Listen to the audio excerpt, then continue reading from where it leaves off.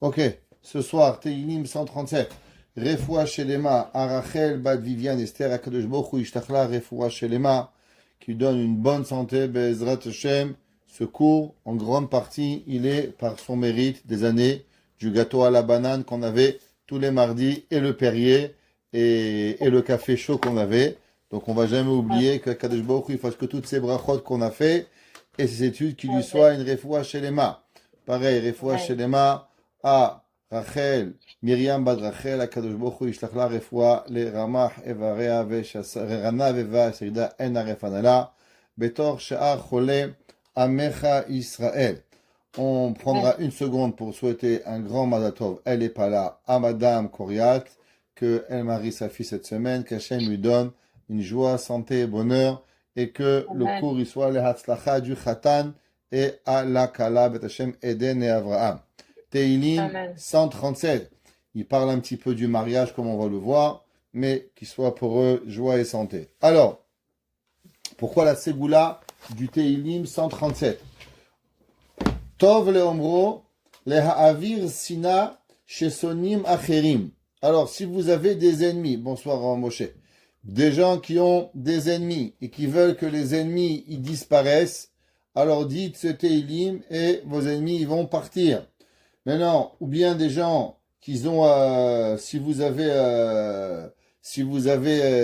vous voulez que vous haïssez quelqu'un et vous voulez avoir un peu d'amour pour eux dans leur cœur, alors vous dites aussi ce verset et ces psukim, ils vont partir.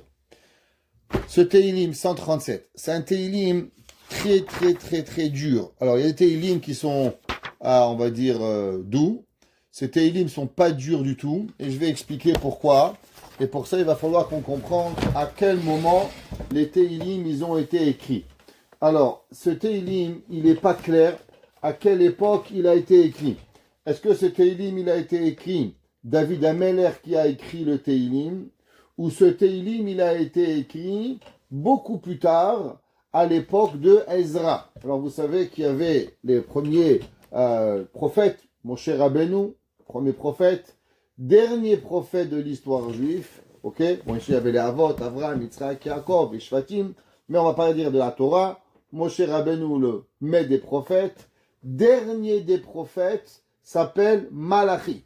En français, Malakai, ouais, qui va prophétiser la revenue de Eliyahu Hanavi, Hine Anochi Sholach Lachem et Eliyahu Hanavi. C'est la Haftara que l'on dit à Shabbat Agadol, avant Pessah, où on parle on espère que Mashiach va revenir. À cette époque-là, on ne va plus avoir de prophètes. Les prophètes vont s'arrêter principalement à la reconstruction du deuxième temple. Au moment où on a reconstruit le deuxième temple, il n'y a plus de prophètes, il n'y a plus de prophétie, il n'y a plus de livre qui va être écrit. Et ceux qui vont écrire les derniers livres, c'est Ezra Sofer, ce qu'on appelle Ezra le scribe, le Kohen, qui va faire partie de la reconstruction du deuxième Beth Amikdash avec le prophète Malachi. D'après certains, Malachi s'appelle Mordechai, d'autres ils disent que Ezra il est Malachi, mais nous on pense que Ezra il est Ezra, Malachi il est Malachi, et Mordechai il est Mordechai. Après cela, il n'y a plus de prophétie, et c'est pour ça qu'il n'y a pas eu de livre d'histoire de Hanouka. Exemple, si vous vous demandez pourquoi il y a une Megillah Esther, il y a une Megillah, il y a l'histoire, un des 24 livres de la Torah, c'est le livre d'Esther, où on raconte les miracles qu'il y a eu avec Haman, mais il n'y a pas de livre de Hanouka. Malgré que dans le Nouveau Testament, vous avez le livre des Maccabées, qui est écrit là-bas, les Maccabéens, vous avez, pourtant dans la Torah, il ne fait pas partie des livres. Pourquoi? Parce que la Torah, elle ne peut pas avoir un livre d'histoire. Nous, on ne raconte pas d'histoire. Nous, on raconte quelque chose qui va nous apprendre des prophéties et des halachot pour pouvoir être données. Et comme les prophéties se sont arrêtées au début de la construction du deuxième temple et que Hanouka est arrivé 210 ans plus tard, donc il n'y avait plus de prophéties. Sans vouloir faire de grands débats, une des raisons pourquoi pour nous, Jésus ne peut être prophète parce qu'il est arrivé 400 ans après la fin de la prophétie. Tous les apôtres, que eux vont se nommer prophètes, Pour nous, ils vont faire des prophètes plutôt que d'être prophètes, à cause qu'ils ne pouvaient plus avoir de prophétie, que la prophétie s'est arrêtée au début de la construction du deuxième temple. Et eux, ils vont, d'après eux, prophétiser 400 ans plus tard. Il n'y aura pas, vous pouvez voir dans toute la Torah, il n'y a plus de prophétie, encore moins à la destruction du deuxième temple, et encore moins après la destruction du deuxième temple en l'an 330-23, où le pape Saint Sylvestre, il va prophétiser la venue de je sais pas quoi, où il va baptiser le pape Constantin. Donc ça, c'est un peu d'historique. Pourquoi je vous raconte tout ça? Parce que dans le Tehillim 137, on va voir que David Ameler, en tout cas, il va parler de 3 sujets. Il va parler d'abord de l'exil de Israël, Sion. Il va parler de destruction du temple. Il va parler de destruction de Édom. Et il va parler de destruction du deuxième temple. Donc, quand est-ce qu'il a été écrit ce Tehillim? Principalement, il y a 2 opinions. La première opinion, comme on a vu que David Ameler était prophète. Et donc, David Ameler, il va prophétiser tous ces malheurs du peuple juif. Destruction du premier temple, exil du premier temple, destruction du deuxième temple, et exil du deuxième temple, et la fin des temps de Édom, de l'Occident qui va être rapporté. D'après certains, c'est pas David Ameler qui l'a écrit, c'est Ezra HaSofer qui l'a écrit. À un moment où on est arrivé au retour du deuxième temple, Ezra HaSofer va écrire ce chapitre 137 où il va le rentrer dans le Tehillim. Comme on avait déjà dit dans le premier cours, si vous vous rappelez, il y a 140 cours. Ça fait longtemps, je sais, mais dans le premier cours de Tehillim, revenez en arrière, il y a 140 semaines, vous allez voir là-bas, on avait parlé des 10 personnages qui ont écrit ce Tehillim. Maintenant, un petit peu un cours d'histoire. Vous savez que le temple, il a été détruit par Nebuchadnezzar. Traduction en français, Nabucodonosor. Qui était Nabucodonosor? Ni plus ni moins qu'un arrière-petit-fils du roi Salomon. Le roi Shlomo Amelech, qui a construit le temple, son arrière-petit-fils s'appelait Nebuchadnezzar. Comment c'est possible que l'arrière-petit-fils de Shlomo Amelech, Nebuchadnezzar, va détruire le temple? Vous savez que Shlomo Amelech, il va se marier avec beaucoup de femmes. Il va avoir beaucoup de concubines et il va avoir des copines, je ne sais pas comment on va les appeler, par millions. Et il n'y avait pas de numéro. Shlomo Amelech, il avait énormément de femmes, ce qui était interdit d'après la Torah. Ce sont une des 3 péchés que Shlomo Amelech il a fait. Vous savez que la Torah elle donne au roi principalement 3 avérotes. 3 choses le roi n'a pas le droit de faire. La première, il n'a pas le droit d'avoir beaucoup de femmes. Même qu'à l'époque, il y avait les rois, ils avaient 100 femmes, 200 femmes. Allez en Arabie Saoudite là-bas, les harems de femmes, je ne sais pas combien ils ont. Chez nous, c'est interdit. Combien le maximum de femmes on a le droit d'avoir? 6 femmes. Combien de concubines? 12. En tout, 18. Me dites pas, rabbin, c'est déjà beaucoup, 18. C'est ça qui est écrit dans la Torah. On va pas faire un cours ici. Pourquoi 18 et pas 36? D'après la Torah, 6 femmes, 12 concubines. Shlomo Amelech, il va dire, ouais, c'est bien ça. Ça, c'est pour les gens normaux. Moi, je suis un gars super intelligent. C'est pas grave. Et la Torah dit, pourquoi on peut pas avoir beaucoup de femmes? À cause que les femmes risquent malheureusement de détourner à la tête du mari et il risque de faire avodah zara. Pourquoi il ne pourra pas contrôler sa famille? Qu'est-ce qui va arriver par la suite? Il va se marier avec la fille du roi d'Égypte, Malkat Sheva, et malheureusement, elle va faire l'idolâtrie à Jérusalem. Et du fait que la reine de Saba est la fille du roi d'Égypte, de Paro, Malkat bat Paro, et vont se marier avec eux, alors Hachem va être fâché. Et leur fils, la reine de Saba, Malkat Sheva, le fils va avoir un fils, que ce fils va être Nebuchadnezzar et qui va détruire le temple. Et ça a été une punition au roi Shlomo Amelech, que son propre fils, sa propre descendance, malheureusement, va arriver à détruire le temple à cause qu'il va transgresser la halakha de ne pas avoir beaucoup de femmes. Deuxième chose que le roi n'avait pas le droit, d'avoir beaucoup de chevaux. Pourquoi il n'a pas le droit d'avoir beaucoup de chevaux? Vous savez qu'il y a un interdit à un juif d'aller d'Eretz Israël en Égypte. On n'a pas le droit. Vous savez, les gens, il y a quelques années, j'ai vu une publicité à Pessah. Pessah en Égypte. Et j'ai rien compris. Les gars, ils sont en Israël, ils vont à l'hôtel en Égypte. Comment ils disent là-bas, Bibilou, que tu revends en Égypte? Je comprends pas. Comment c'est possible? J'ai pas trop compris. En tout cas, il y a un interdit à un juif d'aller en Égypte.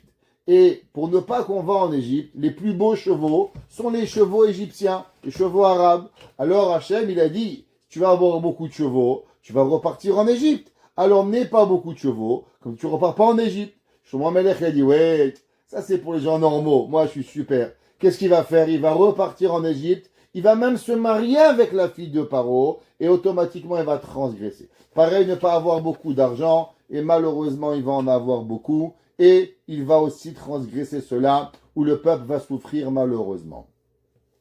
Nebuchadnezzar, Nabucodonosor, il faut savoir que quand il va venir détruire Jérusalem, ça va pas se passer en un moment. Ça va se passer principalement en 3 étapes vont se passer l'exil. La première étape va être l'exil des 10 tribus. Je ne sais pas si vous savez, les 10 tribus perdues, ok? Je pense qu'il y a même un film qui a été fait dessus, sur les 10 tribus. Il y a plusieurs reportages à la recherche des 10 tribus. C'est pas un conte de fées, c'est une réalité. Nebuchadnezzar va exiler les 10 tribus qui vont venir. Ça va être la première étape. Et là, Nebuchadnezzar va rentrer en Eretz Israël. Par la suite, il va exiler les premières personnes de Jérusalem, mais il va toujours pas encore arriver à détruire le temple.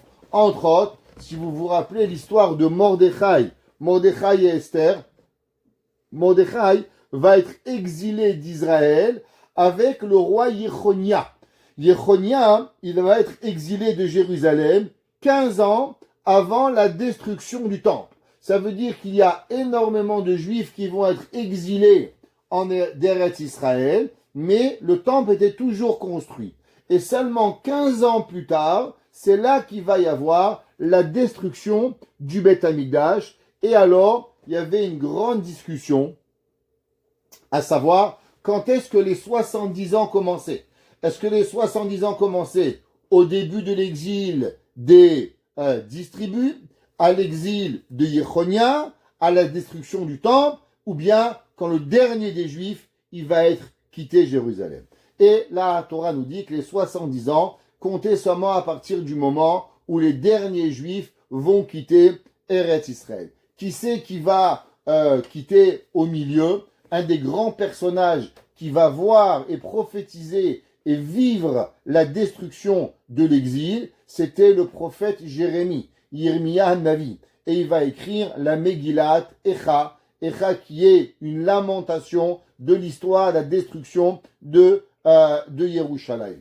Alors, juste pour vous dire un petit midrash, un midrash incroyable qui est rapporté, qui ramène le midrash à propos de Yirmiya Navi. Yirmiya Navi était Kohen, était Navi, il va prophétiser au peuple juif. Les juifs, faites Teshuvah. Akadosh Baruch Hu, il va détruire Jérusalem. Vous savez, les Juifs, on l'a pas écouté, on l'a même frappé, on l'a même vendu, parce qu'on s'est dit, comment c'est possible que Jérusalem va être détruit? Alors, c'est marqué dans le Midrash. Le Midrash, il dit, regardez la puissance de la prière. Regardez qu'est-ce que ça veut dire une prière. Alors, juste pour comprendre, qu'est-ce que ça veut dire prier? D'abord, les gens, souvent, ils prient, ah, le bon Dieu, tu veux me faire gagner l'auto? C'est pas rien de mal à ce qu'ils font, mais c'est pas ça une prière.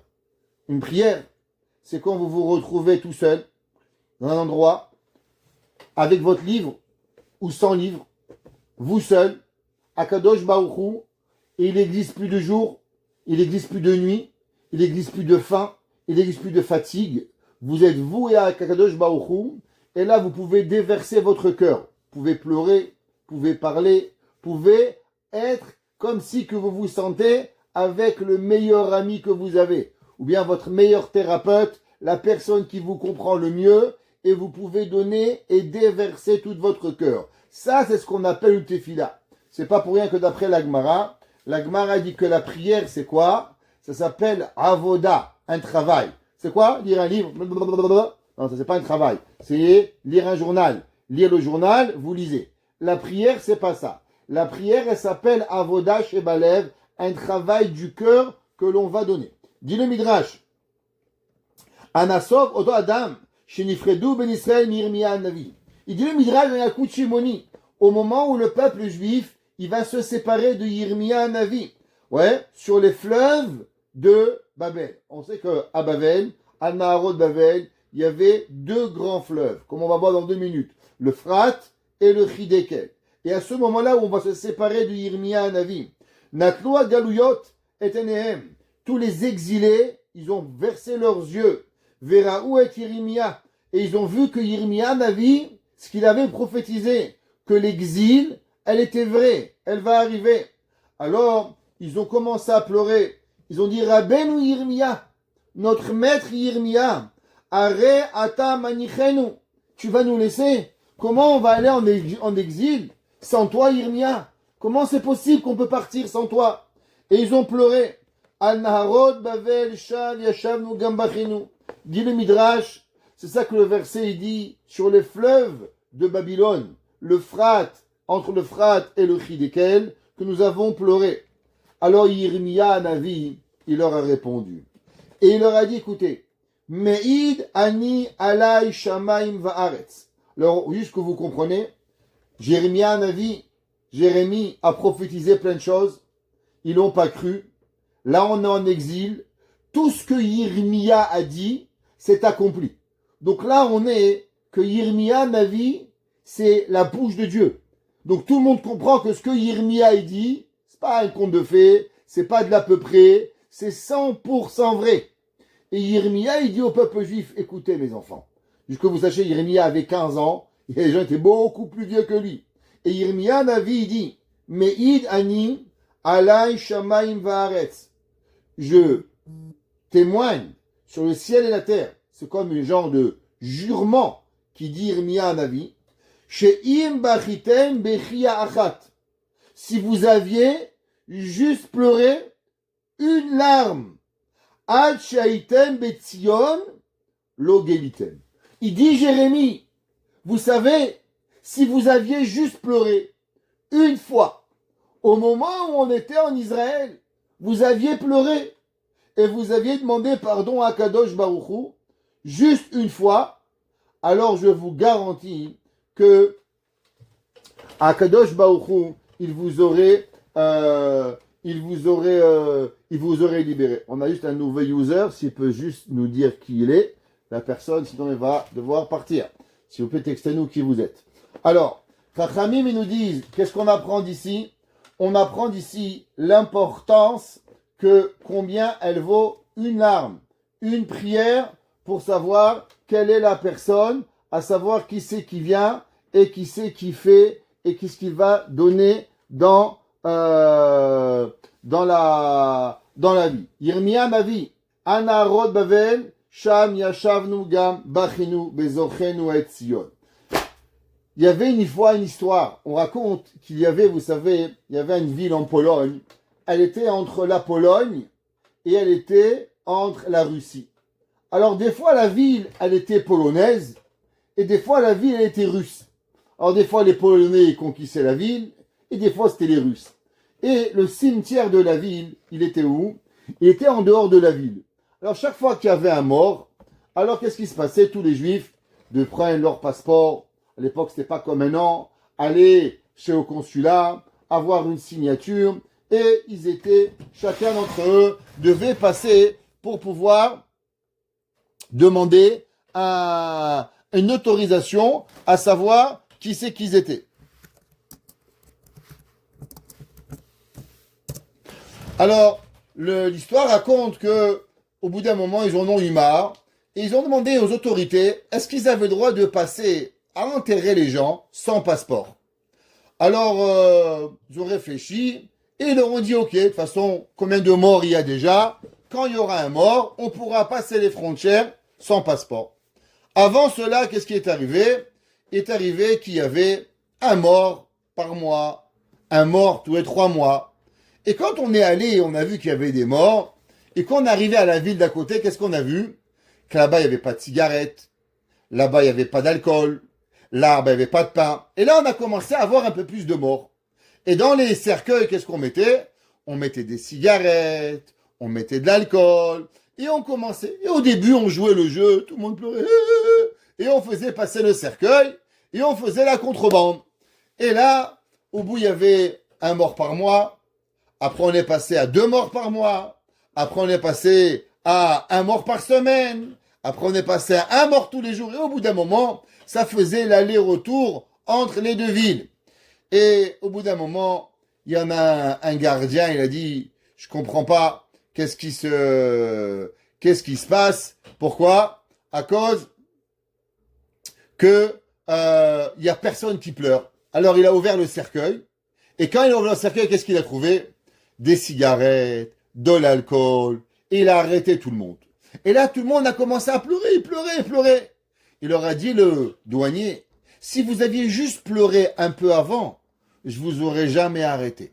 Mais le problème, c'est que vous n'avez pas pleuré avant. Alors c'est maintenant que je vous arrête. Dit les Midrash, pareil, Yirmia Navi.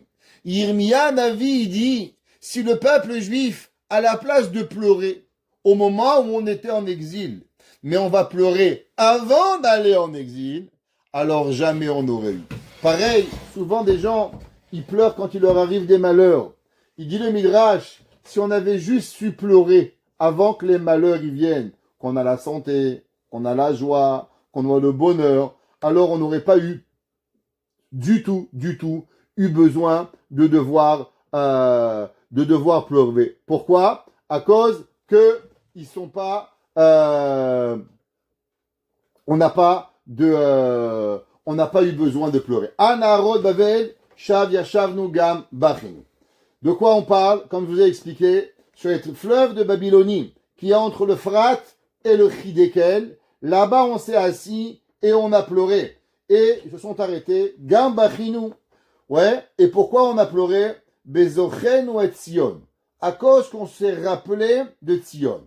Alors, ici, de ce pasouk, je vous ai dit que la question, elle est qui c'est qui a écrit? À quelle année on a écrit cela? Est-ce qu'on a écrit cela à la première exil ou on a écrit à la 3e exil après que Jérusalem a été détruit?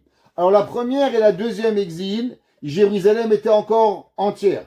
Du fait que c'est marqué que Jérusalem a été déjà détruit, Gambachenu bezochenu et Tzion, ça veut dire qu'on se situe après que Jérusalem a été détruit. C'est ça que ça veut dire bezochenu et Tzion. Maintenant, qui sait de quoi ça parle, pourquoi on pleurait? Alors, le Rashi, il nous dit que vous savez que les Juifs dans le temple, ils jouaient de la musique. Non, quel genre de musique il y avait? Il y avait 100 différents instruments de musique dans le Beth Amikdash. Chaque jour, il y avait l'orchestre symphonique qui jouait. 100 musiques extraordinaires qui étaient en train de jouer. Les voix des Lévi'im qui rendaient fous les gens tellement ils étaient beaux. Quand on est arrivé en Babylone, qu'est-ce qu'ils ont demandé les Babyloniens? Oh, les Juifs, vous avez de belles voix. Venez, chantez pour nous quelques belles chansons pour pouvoir y arriver. Maintenant, vous savez, les Juifs, ceux qui connaissent un petit peu la Torah, la Torah, elle nous donne une vie. Qu'est-ce que ça veut dire, la Torah nous donne une vie? La Torah, c'est quelque chose de spirituel. La chanson, on a fait un jour un cours sur la chanson. La chanson, elle provient de l'âme. Plus l'âme, elle est remplie, et plus la chanson, elle va être remplie. Plus l'âme, elle va être joyeuse, et plus la composition de la musique va être joyeuse. Pourquoi il faut faire excessivement attention de qui nous écoutons des chansons? Parce que si on écoute des chansons de mauvaises personnes qui se droguent, alors malheureusement, leur âme, ils vous la rendent dans la chanson. Une personne qui a une bonne intention, un bon chazan, quand il va faire la prière, il va vous transmettre la prière. Une personne qui va penser à lui-même, à savoir, à se gargariser, quand vous allez écouter sa chanson, vous allez avoir de mauvaises pensées. À la place de penser à Dieu, vous allez penser Dieu préserve à des bêtises qu'il ne faut pas arriver. Alors, le peuple juif avait une chanson, une mélodie extraordinaire. Et nous dit le Midrash que quand on est arrivé en Babylone, alors les Babyloniens nous avaient fait prendre avec nous notre instrument de musique. Pourquoi? Pour qu'on puisse jouer devant Nebuchadnezzar, à la cour de Nebuchadnezzar. Qu'est-ce qu'ils ont fait, tous les Lévi'im, pour ne pas chanter la musique devant les Goïm? Ils se sont coupés les pouces, ils se sont coupés les doigts, de façon à ne plus pouvoir tenir leur violon ou leur musique à flot et ne pas arriver. Le Midrash, il demande et il dit, pourquoi ils n'ont pas cassé les violons? Pourquoi ils n'ont pas cassé les instruments de musique? Pourquoi ils se sont coupés les doigts? Et il donne deux réponses. Il dit la première, s'ils avaient cassé les instruments de musique, alors on leur aurait donné un nouvel instrument de musique. Alors ils ont dû se couper les doigts. Une autre explication qui est écrite, c'est qu'est-ce qu'ils ont fait? C'est qu'ils se sont dit, l'instrument de musique qui a servi dans le temple, comment moi je peux le casser? Alors ils ont préféré se couper les doigts plutôt que d'abîmer quelque chose qui appartenait au temple. Et c'est ça que le verset dit, à la ravim betocha, dans les sols pleureurs, talinu kinorotenu, on a suspendu nos violons. Pourquoi? Parce qu'ils ont dit, Nirmia Navi, le prophète Jérémie, avait prophétisé qu'un jour on reviendrait en Eretz Israël. Et donc, puisqu'il avait prophétisé qu'on reviendrait en Eretz Israël, alors ils ont caché leur violon dans les sols pleureurs. Je ne sais pas si vous avez un sol pleureur, ils cachent tout ce qu'il y a à l'intérieur, de façon à ce que les goïms ne les retrouvent pas, et de façon à ce que on puisse les reprendre au moment où on repartirait en Eretz Israël.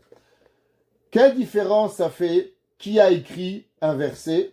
Est-ce que c'est un prophète ou un homme? Alors je vais juste expliquer un principe très important. Vous savez que qu'est-ce que ça s'appelle la Torah? Pourquoi si moi demain je vais écrire quelque chose, peut être très sympathique, mais ça ne se transforme pas en Torah? La Torah est écrite et seulement 24 livres. 24 livres. Bereshit, Shemot, Vaikra, Bamidbar, Devarim, Yehoshua, Shoftim, Melachim, Divrei Hayamim, Tréasa, Yirmia, Ishaya, Megillat Esther, Ruth. Ouais, les 24 livres de la Torah. Qu'est-ce qui fait que ça devient? Qu'est-ce que ça devient la Torah? Alors, juste expliquer un petit principe que tout le monde y comprenne. La Torah, comme vous le savez, chaque verset de la Torah, chaque mot de la Torah, il doit pouvoir être expliqué à minimum 4 niveaux. Vous savez qu'on a déjà parlé la semaine dernière des 4 noms de Dieu, Yud, Ke, Vav, Ke, et que tout marche sur un principe de 4. Je ne sais pas si vous connaissez la musique. Alors dans la musique, qu'est-ce qu'il y a? Il y a 4 temps. Toujours 1, 2, 3, 4. Pareil, la Torah, elle doit pouvoir être expliquée en 4 temps. C'est quoi 4 temps? Ce qu'on appelle le Pardes. Pshat, Remez, Drash, Sod. À 4 niveaux. Chaque mot de la Torah, il doit pouvoir être expliqué en ces 4 temps. Avant de pouvoir dire que quelque chose s'appelle la Torah, alors il doit pouvoir être expliqué dans ces 4 notions. Pshat, Remez, Drash, Sod. À part ça, chaque mot de la Torah, il a encore 2 codes. Le premier code qu'il doit avoir la Torah, c'est qu'il doit pouvoir avoir une signification numérique. Qu'est-ce que ça veut dire numérique? Numérique, ça veut dire que on est comment on appelle ça? Que chaque lettre, chaque mot, elle a un chiffre. Exemple, si je vous dis le mot kol, le mot tout, en hébreu, chaf lamed. Qu'est-ce que ça veut dire le mot kol, chaf lamed? Ça veut dire le tout. En hébreu, qui sait qu'il y a le tout? C'est quoi le concept du tout? Le concept du tout, ça veut dire le 50e niveau de sainteté. On sait que le peuple juif est tombé au 49e degré d'impureté. Donc tout ce qui est en impureté existe aussi en pureté. On est monté au 49e degré de pureté. Et donc maintenant, le summum s'appelle le 50e degré. C'est quoi le 50e degré? Ça s'appelle le kol, le tout.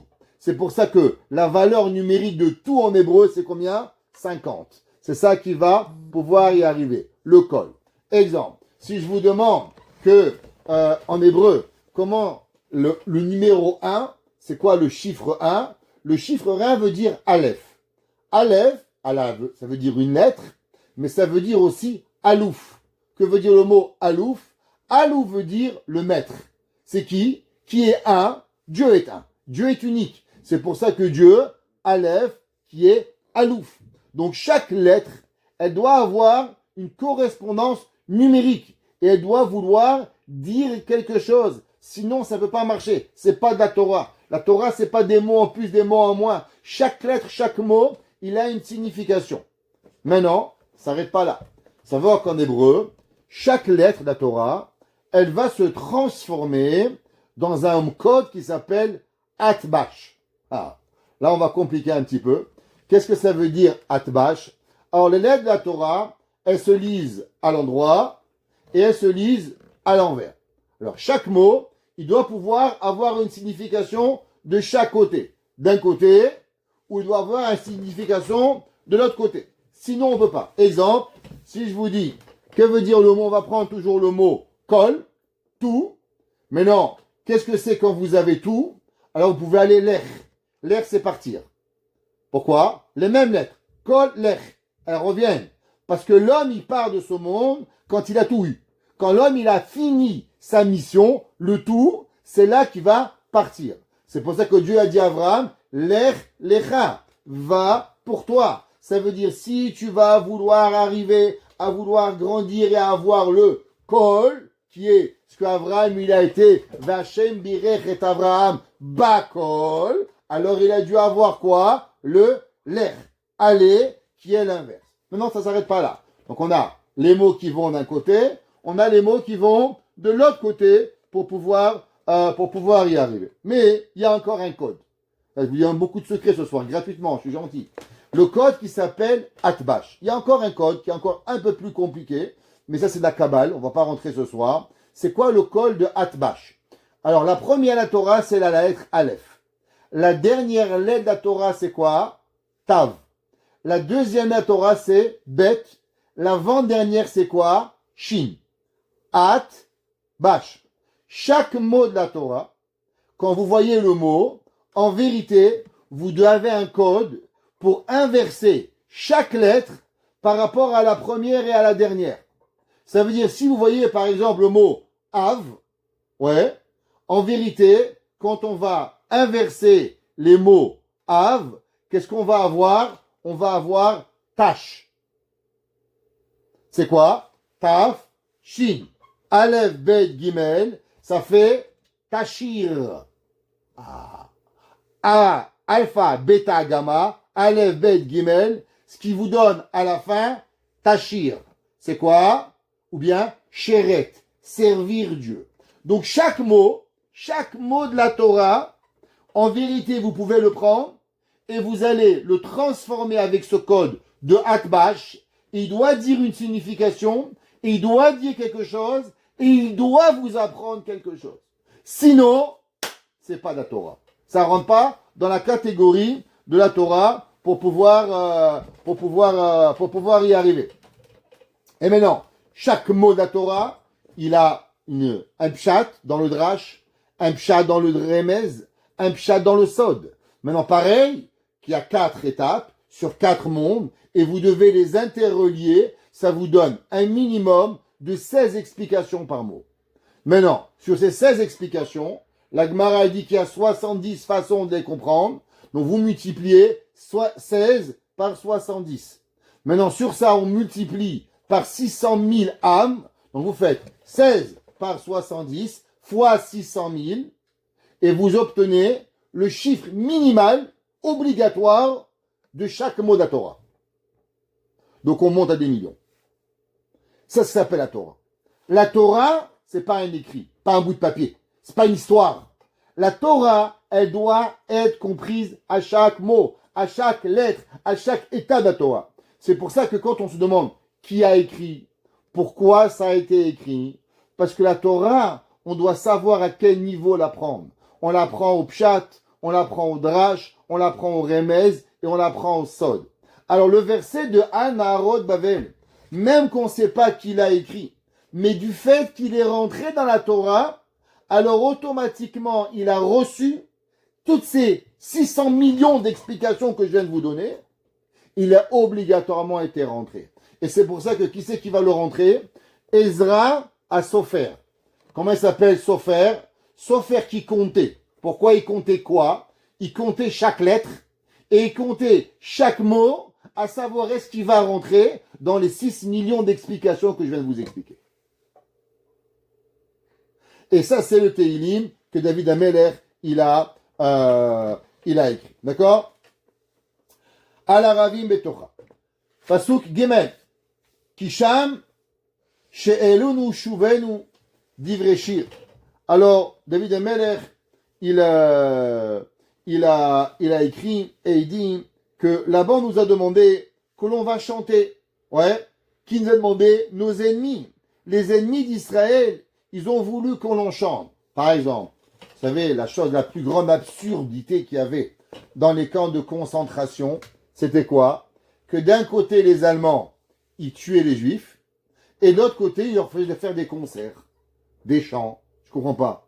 Pourquoi tu veux qu'on chante au moment où on est en tristesse? Tu es en train de tuer nos femmes, nos enfants, nos bébés, nous torturer, et tu veux qu'on chante. Et ça, c'est une des pires choses qui est écrite, que nos ennemis, au moment où nous sommes tristes, ils veulent que l'on oublie notre tristesse et ils veulent qu'on pense qu'à leur bonheur. Ça veut dire c'est de la violation de l'esprit humain. L'esprit humain, il a le droit d'être triste, il a le droit d'être joyeux, il a le droit d'avoir des émotions. Quand je prends quelqu'un et je l'amène à Auschwitz et je tue, et le soir je dis maintenant je veux faire un entertainment, je veux un concert. Le mec il a travaillé pendant 50 heures et maintenant je veux que tu me fasses rire. Mais pourquoi tu crois que rire c'est quelque chose? Rire, rigoler, être heureux, être joyeux, c'est quelque chose que le peuple juif, il a le droit de pouvoir décider. Et ça, ce que David Ameler il prophétise, que les goïms de l'époque, ils ont demandé, Kisham she'elunu, là-bas ils nous ont donné, Chauvez-nous divreshir, ramenez-nous des chansons, Vetolalenu simcha, Shirulanu mishir tzion, chantez-nous des chants qui étaient chantés dans le temple. Alors ils n'aiment pas le temple, ils détruisent le temple, mais qu'est-ce qu'ils veulent? Ils veulent avoir le beurre et l'argent du beurre. Ils veulent avoir ce qui leur intéresse, mais sans avoir la gloire. Et là, qu'est-ce qu'on leur raconte? On leur répond. Le prochain verset, il est une grande réponse psychologique à énormément de difficultés de l'homme. Et je vais expliquer. Souvent, quelqu'un vous demande quelque chose. Pas important qui, pas important quoi. Et souvent, on le fait pas. On fait pas cette chose-là.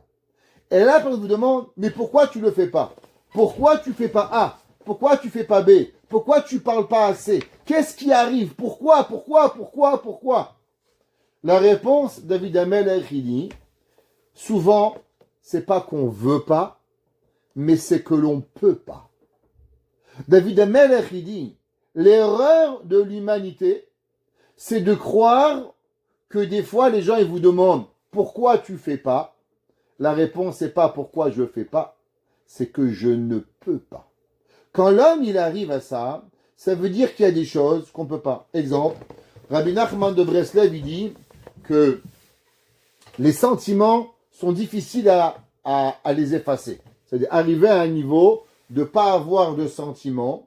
Je sais même pas si c'est un niveau. Ça veut dire il y a des gens, il faut être besimcha, il faut être joyeux, il faut pleurer, il faut avoir des émotions. L'homme, il n'est pas un robot. On n'est pas des robots qu'on appuie des boutons, tu fais pas. C'est pas intéressant à Dieu des robots. Si Dieu voulait des robots, il a plein d'anges dans le ciel qui font tout ce qu'il veut, quand il veut, où il veut, sans poser aucune question. C'est l'intéresse pas. Et c'est pas intéressant pour Dieu. Il n'y a aucun intérêt pour ça. Qu'est-ce qui est intéressant? C'est d'avoir quelqu'un qui va avoir une émotion. Et cette émotion, il va la canaliser de quelque part. Exemple, si quelqu'un, il a eu mal, il a eu de la peine, alors dire, moi je travaille, j'ai pas de peine. Frappe-moi, donne-moi, j'ai pas de peine. Bon, t'es un robot, c'est pas intéressant.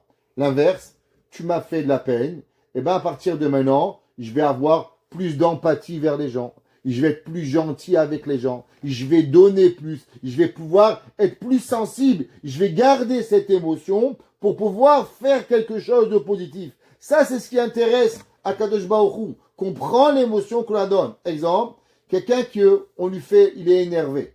Comment gérer la colère? Je veux dire, sois pas énervé. Si vous voulez énerver quelqu'un, dit, t'énerve pas. Dites-lui, t'énerve pas, il pète en plomb. Ouais, pourquoi? Ça, c'est la pire des choses. Ah, faut pas que tu t'énerves. Boum, il démarre. Ça, c'est le démarreur à pétard à mèche pour bien qu'on soit bien énervé. Dit Rabbi Nachman à l'inverse, qu'est-ce qu'on fait? À la place d'avoir un sentiment de colère, qu'est-ce qu'on va avoir? On va avoir de la pitié.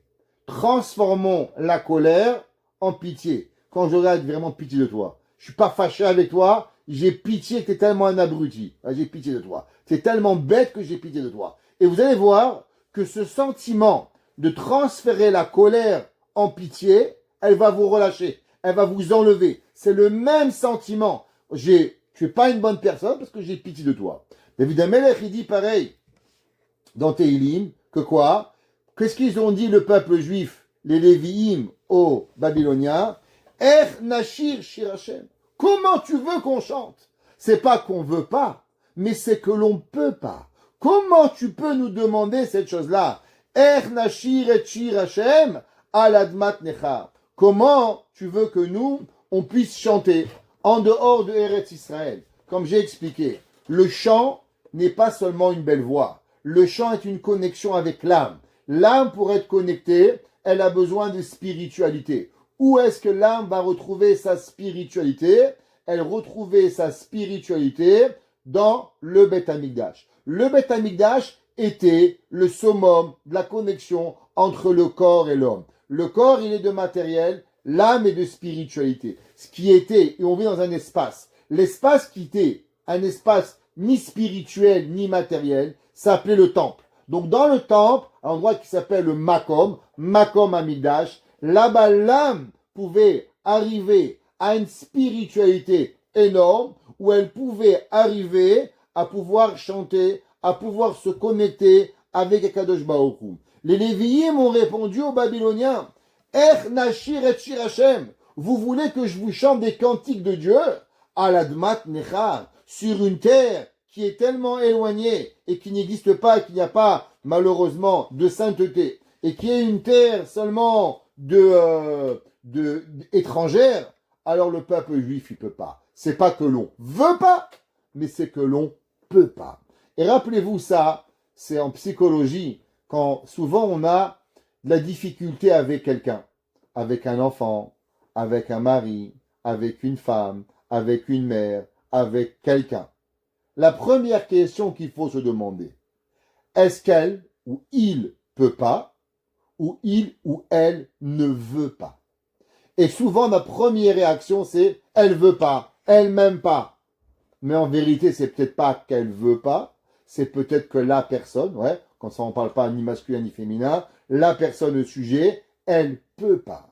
Et si on se dit, en vérité, si elle pouvait, elle aurait fait, alors 99% de vos frustrations, ils vont partir. Pas parce qu'elle veut pas, mais parce que elle ne peut pas. Et quand un homme il dit je peux pas, alors il n'y a plus rien à dire. On voit que même les Babyloniens qui vont massacrer les Juifs, quand les Juifs vont leur dire je peux pas chanter, c'est pas que je veux pas, eh ben ils vont nous lâcher. Quand l'homme il établit ses principes, ce que je peux et ce que je peux pas, ce que je veux et ce que je veux pas, sont deux choses totalement différentes. Souvent dans le Shalom Bayit, je dis à des gens, est-ce que vous croyez vraiment que votre mari s'est réveillé ce matin avec l'envie de vous faire du mal? Vous s'est réveillé le matin, ça ben viens, je me fais un petit kiff avec ma femme, je me bagarre avec elle. Ils disent pas. Une femme, elle se lève pas le matin, allez, un petit 24 heures de bagarre avec son mari, hop, ça va faire du bien là. C'est pas ça qui se passe. On se lève le matin, on n'a pas envie de se bagarrer avec les gens. Seulement des fois, on n'arrive pas. Il s'est passé quelque chose que notre émotion, elle n'arrive pas. Alors il faut travailler pourquoi mon conjoint, ma conjointe, mon mari, ma femme, que j'aime, que j'adore, pourquoi j'y arrive pas? Pourquoi je ne peux pas à pouvoir le faire? Mais une chose, David Amelech nous a enseigné, pas se mélanger entre ce que je peux et ce que je veux. Faites une grande différence.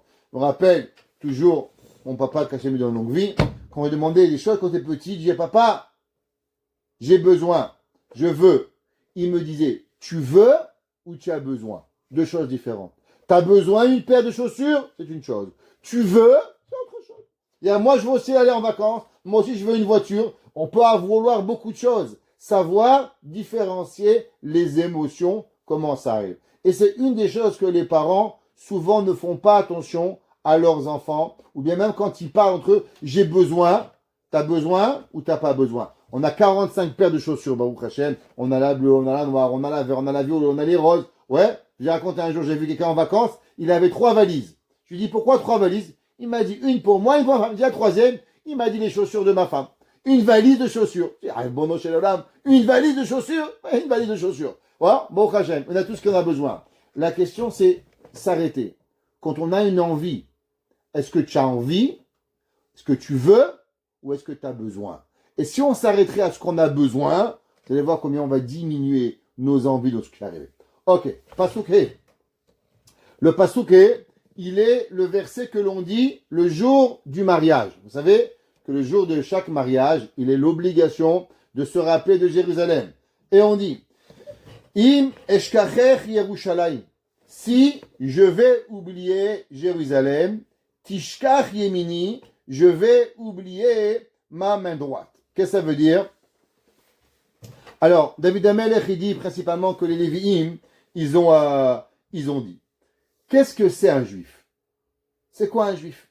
Pour comprendre le verset, il faut comprendre qu'est-ce que c'est. Dans la vie, vous avez deux façons de voir. Pour comprendre ça, je vais vous donner un exemple.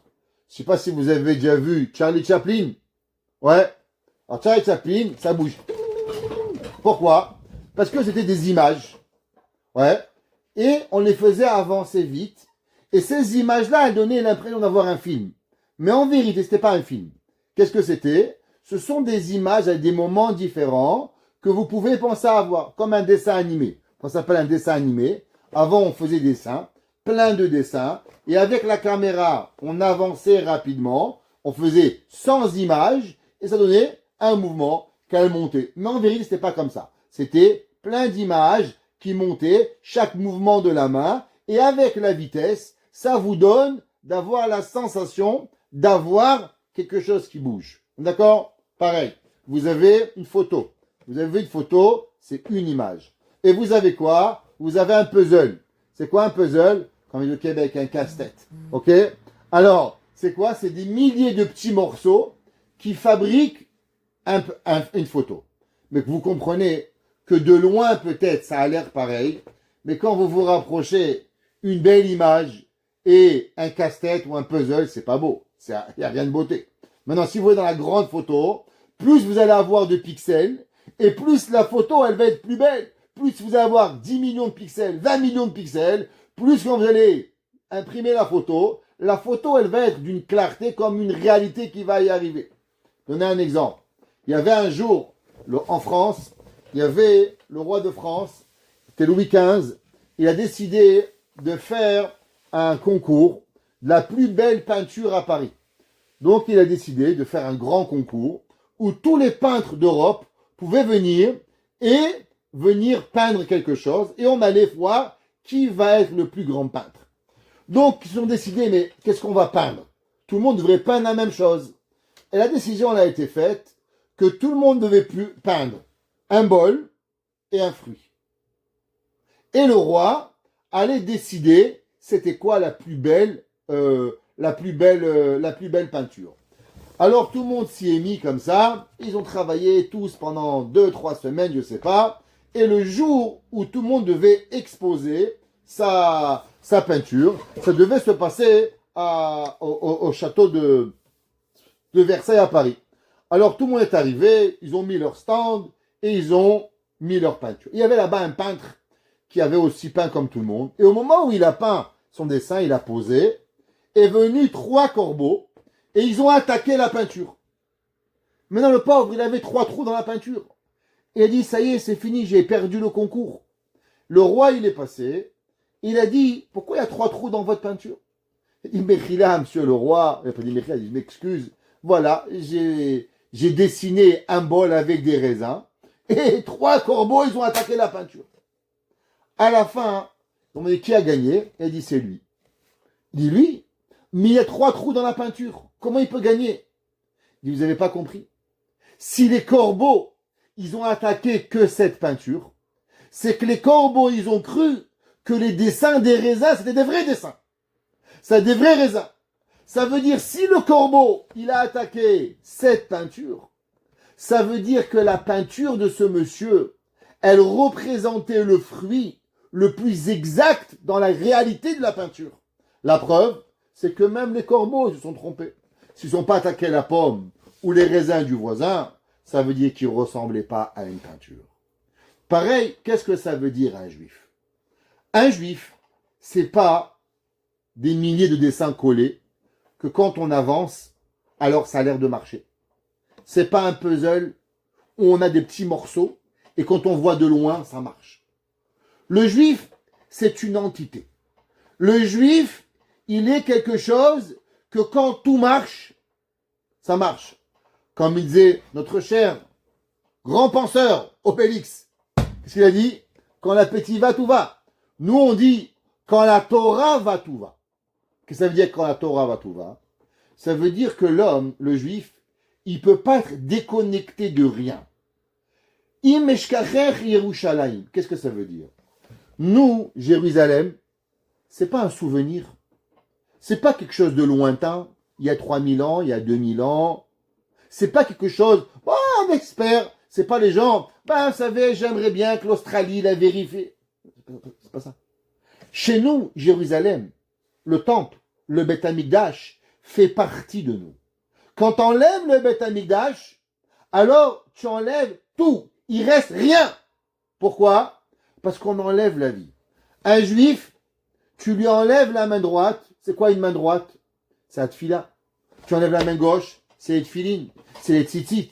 Chaque morceau de nous, il représente quelque chose. C'est pas juste un bras, c'est pas un doigt, c'est pas seulement un cheveu. C'est quelque chose qui représente qui nous sommes.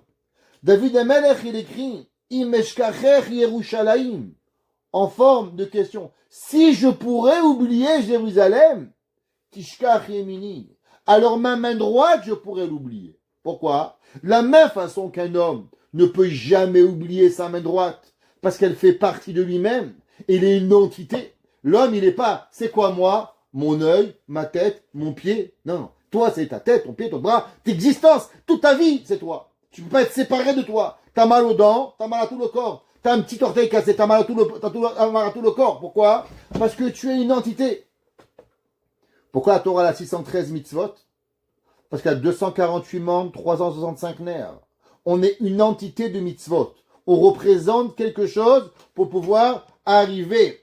Et David Amelech, il dit, Imeshkacher Yerushalayim. La même façon qu'un homme qui joue la musique, alors il a son bras droit. Et si Jérusalem n'est pas avec moi, alors mon bras droit ne peut pas jouer la musique. Parce que ma vie, mon essence, je la prends au moment pour pouvoir y arriver. Pourquoi le jour du mariage, on dit ce verset? L'homme, au jour de son mariage, il commence à connaître un jour parmi beaucoup qui vont le rendre heureux. Une parenthèse. Ceux qui pensent que le jour du mariage, c'est le plus beau jour de leur vie, ils n'ont rien compris.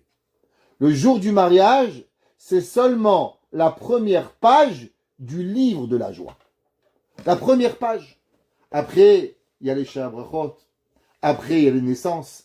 Après, il y a les petits-enfants. Après, vous demandez à un gars qui est marié depuis 20-30 ans, c'est quoi le plus beau jour de ta vie? C'est aujourd'hui. J'aime ma femme 300 fois plus qu'hier. J'aime mes enfants 300 fois plus qu'avant-hier. Alors, le jour aujourd'hui, il est 100 000 fois plus heureux. Et ça m'a coûté moins cher. J'ai pas dépensé 50 000 $ aujourd'hui. Ok? Alors, le bonheur, il n'est pas le mariage. C'est le début du premier jour d'un livre de joie. Ça, c'est le mariage. Fermons la parenthèse pour pouvoir arriver.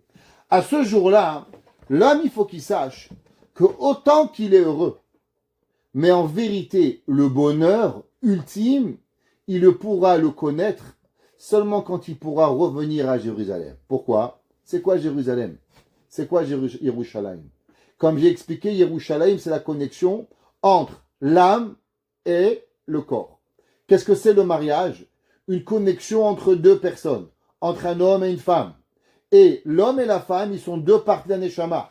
C'est le positif et le négatif. Le négatif et le positif. Le bon et le moins bon. Chacun de son côté par rapport à arriver. Il n'y a pas le mari et la femme. Chacun on a des côtés positifs et négatifs. Chacun a du négatif et du positif pour pouvoir arriver. Et avoir cette itrabrut, avoir cette connexion et cette fusion qui vont pouvoir y arriver. Et l'homme, il est aux anges et il croit qu'il a touché le summum. On dit, tu sais mon fils, ma fille, je t'adore. T'es beau, t'es belle, t'es jolie, t'es gentil, t'es incroyable. Mais n'oublie jamais que la connexion sans Torah, elle n'existe pas. La connexion sans intérieur, qui est la profonde sainteté, elle ne peut pas y arriver. Imeshkacher Yerushalayim. Si tu penses que tu peux oublier, alors Tishkach Yemini. Tu vas oublier de ta main droite pour pouvoir y arriver. Évidemment, qui dit, que ma langue se colle dans mon parler, imlo eskerechi. Si je ne vais pas te mentionner, imlo a'ale et Yerushalayim al rosh simchati. C'est quoi le summum de la joie d'un homme? Le summum de la joie, quand un homme il se marie, quand un homme il a un enfant, quand un homme il a quelque chose. Mais il faut savoir qu'au summum de tout qu'est-ce qu'il y a Jérusalem. C'est pas pour rien qu'après que vous avez mangé dans un restaurant, vous avez dans un mariage, vous avez fait un festin, vous avez mangé Baruch Hashem. C'est quoi la troisième bracha du Birkat Hamazon? Baruch Ata Hashem, Boné Berachama Yerushalayim. Pourquoi? C'est simple. Parce qu'au summum de ta joie, qu'est-ce que tu dois te rappeler? Eh bien, tu dois te rappeler qu'il va y avoir Yerushalayim. Ça veut dire que la personne, même dans sa parole, regardez le nombre de fois dans notre prière qu'on parle de Jérusalem. Jérusalem, Yerushalayim, fait partie chaque seconde de notre vie. On ne peut pas penser une seconde à ne pas être avec Yerushalayim pour pouvoir y arriver. Maintenant, le prochain verset, ici, il y a une grande question. Au début, on voit que depuis le début, vous prenez Anarod Bavel, Sham Yashavnu Gambachinu, Alaravim Betocha, tout ça parle au pluriel. D'un coup, quand on arrive à ce verset, Im Eshkachech Yerushalayim Tishkach Yeminim, ce verset, il est ramené au singulier.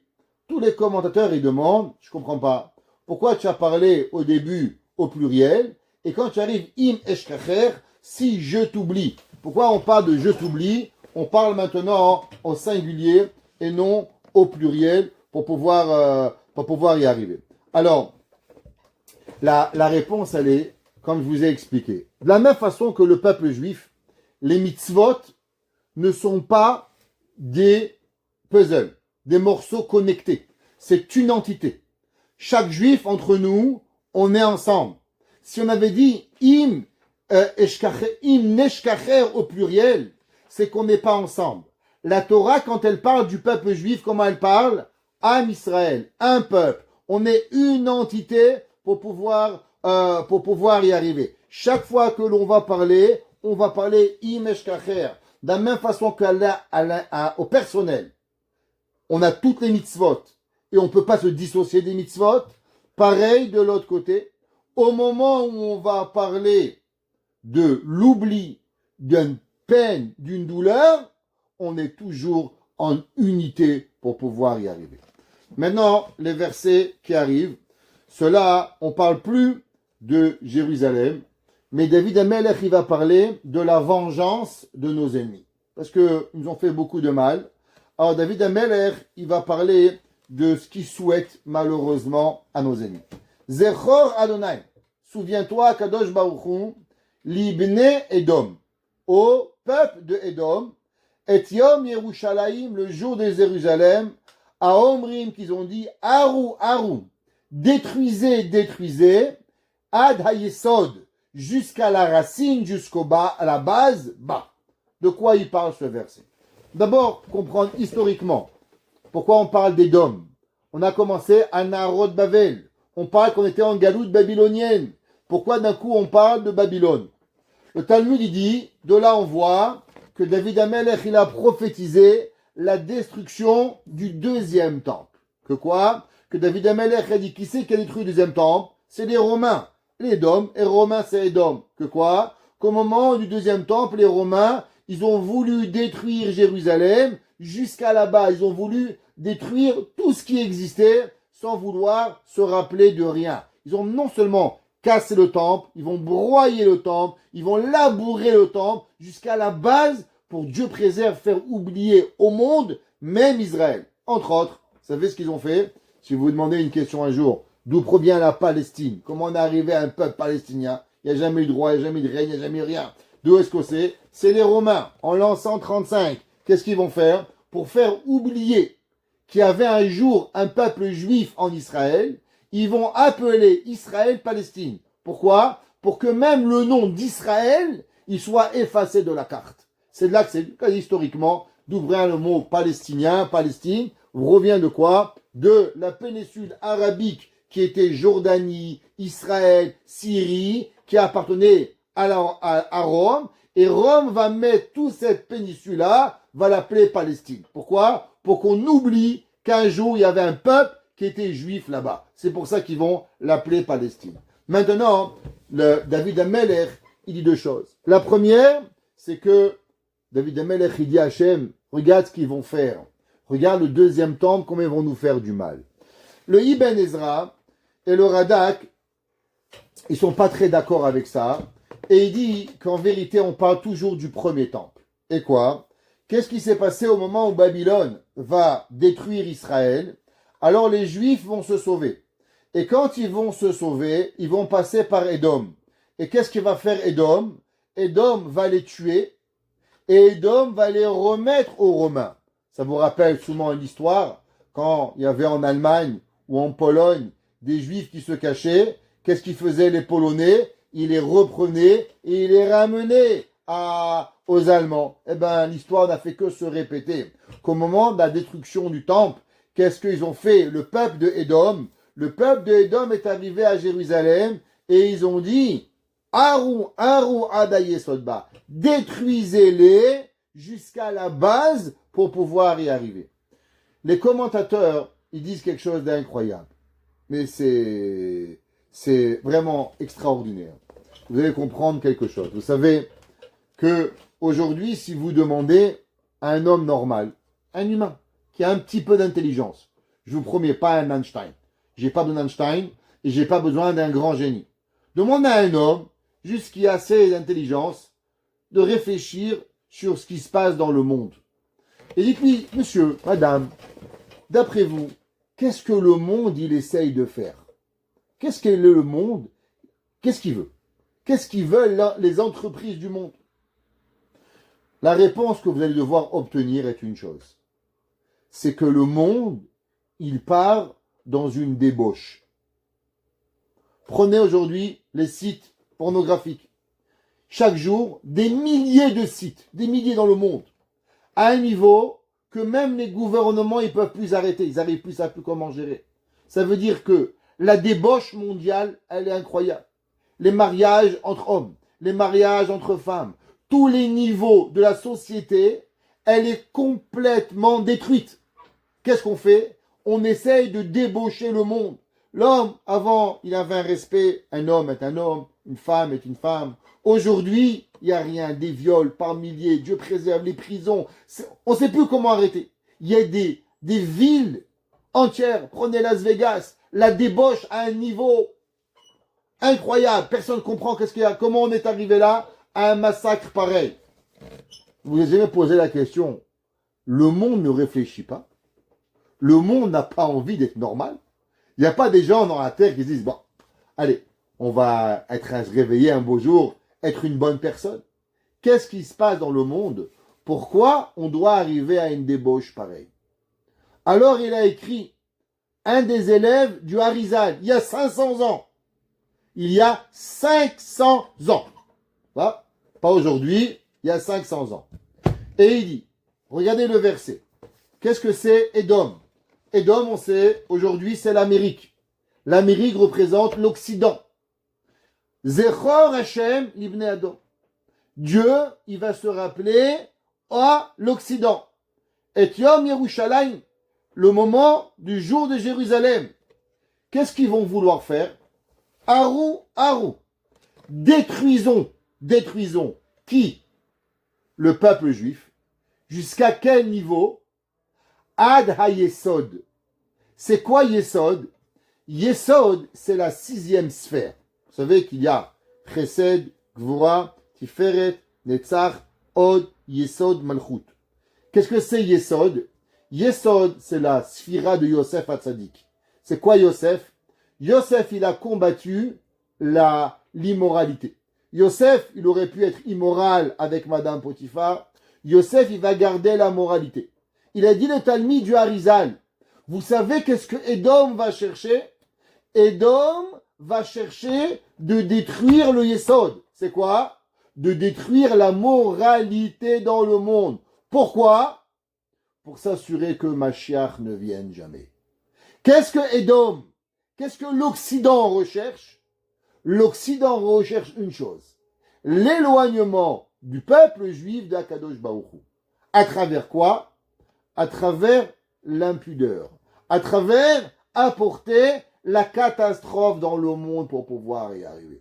Ça, c'est la lecture du verset des Talmidim, les élèves du Harizal, il y a 500 ans. Si vous m'aviez dit ça, je dis, mais le mec, il rêve. Aujourd'hui, je vois la vie, je dis, il a raison, c'est le journal de demain, ça. À combien le monde, il est détruit pour pouvoir y arriver. Bat Babel.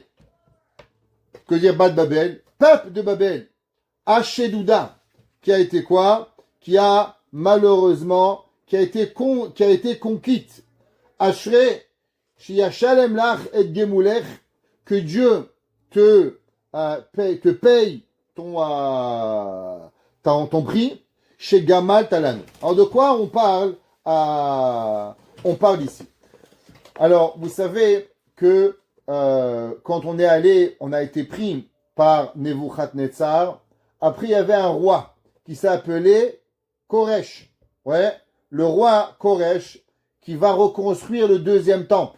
Le roi Koresh, et qui était fils de Esther et fils de Mordechai et de Achashverosh, pardon, et ben lui, il va détruire Nebuchadnezzar, Parasumadai. Alors, quand ils vont conquérir et ils vont remettre à Israël le droit de remonter en Israël, alors on dit, Bat Babel, peuple de Babel, qu'est-ce qu'ils ont fait? Hachedouda, qui vont conquérir quoi? Eh ben, Parasumadai, qui était Nebuchadnezzar, Ashrei Sheyashem là, que Dieu, heureux toi, que Dieu te repaye et Gemouler ton bien, chez Gamal Talanou, le bien que tu nous as fait. Ashrei, heureux, chez Yochez, Venipet et Olalaïch Alasela. Que quoi? David Amelech, il écrit, et il dit quel a été un des grands malheurs du peuple juif. Il y avait, historiquement, que ce soit à l'époque de Nebuchadnezzar, à l'époque des Babyloniens, à l'époque des Cosaques, il y avait un jeu. J'aime pas finir dans le mal, mais il faut le dire, que les Goïms avaient un jeu d'exploser la tête des bébés sur des pierres. C'était un jeu. Ceux qui ont connu un petit peu l'histoire des Cosaques, ils rentraient dans les maisons, ils prenaient les bébés, et Dieu préserve, il les tuait sur les murs. Et c'était pareil il y a 3000 ans. David Amelech, il dit Ashrei, heureux le roi Koresh, qui va conquérir ces barbares, chez Yochez Venipetz, il a explosé, et Olalaïr, les bébés El Asela, sur les rochers. En un mot, David Amelech, il dit, vous savez l'histoire, chacun se sent fort, chacun se sent puissant, mais il y a toujours un plus grand que vous. Vous êtes grand, vous faites du mal, il y a un autre plus grand qui va venir. Il y a un homme qui est beau, alors Akadosh Baruch Hu, il va venir et il va lui donner encore plus de bien et encore plus de bon. Parce qu'Akadosh Baruch Hu, il va redonner à chacun d'entre nous le pouvoir pour pouvoir y arriver et revenir. Et juste terminer avec quelque chose de bien, c'est marqué que le peuple juif, aussi bien, aussi beau qu'on va pouvoir on va pouvoir avoir, mais il y a une chose qu'on n'oubliera jamais. C'est quoi? C'est Jérusalem. Jérusalem est quelque chose que le peuple juif va pas oublier. Et pourquoi? Alors juste vous lire un verset traduit en Kabbalah sur le premier verset, à Naharot Bavel. Alors c'est quoi Naharot? Naharot, ce sont des ruisseaux d'eau qui vont arriver. C'est marqué dans les livres kabbalistiques. Benharot litbol. Qu'est-ce que ça veut dire Naharot? Naharot représente l'eau. Qu'est-ce qu'un homme il fait dans de l'eau? Un homme il va au mikvé. Un homme le vendredi, une femme tous les mois, personne qui se convertit, elle rentre dans un mikvé pour pouvoir se purifier. Gam bachinu. Qu'est-ce qu'un homme généralement il fait? Demandez aux mamans qui vont au mikvé tous les mois, leurs larmes leur montent. Ouais, pourquoi? Un moment où on revit une renaissance. Le mikvé, c'est comme un bébé dans le ventre de la maman. Quand on rentre dans le mikvé, on est englouti d'eau, alors on revit l'appareil qu'à un moment, un enfant, il va sortir du ventre de la maman. Pourquoi on rentre dans le mikvé quand on va se convertir? Je m'appelle Jean-Jacques avant le mikvé, je vais au mikvé, je m'appelle Yaakov, j'ai René, j'ai ma maman qui s'appelle XYZ, c'est son nom, et après, j'ai une nouvelle maman. C'est quoi cette maman? Cette maman, c'est le peuple Israël. M Israël, elle s'appelle, pour pouvoir y arriver. Et qu'est-ce qui arrive dans un mikvé? Généralement, il y a des larmes qui coulent. Pourquoi? Ki hatvilot ve'abechiot. Car là, le mikvé et les larmes, les deux, hem tikkun abrit. On a dit que le monde y part en sucette. Comment nous, on se protège de pouvoir ne pas tomber dans la débauche? Deux choses. Mikvé et les larmes. Un homme ou une femme qui va au mikvé et qui pleure, il va conquérir, il va combattre les forces du mal.